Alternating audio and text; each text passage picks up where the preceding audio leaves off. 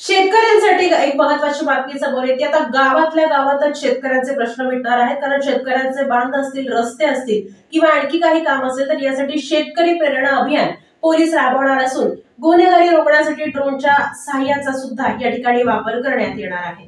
ग्रामीण भागातील बहुतेक गुन्हे प्रॉपर्टी तथा शेतीच्या वादातूनच होतात अशी वस्तुस्थिती आहे. शेतीचे वाद आता गावातच मिटावेत म्हणून पोलीस प्रशासन महसूल विभागाच्या मदतीने शेतकरी प्रेरणा अभियान राबवण्याचा निर्णय घेतला आहे. पोलीस बंदोबस्तात महसूलचे अधिकारी त्या शेतावर जाऊन 2 शेतकऱ्यांमधील वाद मिटवतील अशी माहिती पोलीस अधीक्षक अतुल कुलकर्णी यांनी पत्रकार परिषदेत दिली.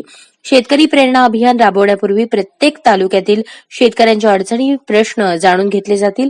त्याचा सर्व्हे होऊन अहवाल पोलीस आणि महसूल प्रशासनाला दिला जाईल.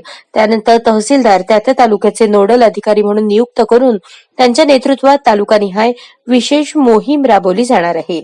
शेजारील शेतकऱ्याच्या वादामुळे मोजणी थांबली आहे आणि त्यामुळे वाद होत आहेत, बांधाचा वाद आहे किंवा रस्त्याचा वाद आहे, अशा समस्यांवर त्या ठिकाणी पोलीस बंदोबस्तात तोडगा काढला जाणार आहे.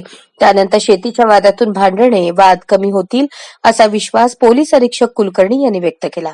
याशिवाय ते म्हणाले, प्रत्येक पोलीस ठाण्यात पिंक रूम तयार केली जाणार असून त्या ठिकाणी अन्यायग्रस्त महिला, अल्पवयीन मुलींचे जबाब घेतले जातील किंवा त्यांच्या तक्रारी घेणे, मेडिकल करण्याची कार्यवाही स्वतंत्रपणे होईल असेही पोलीस अधीक्षकांनी सांगितले.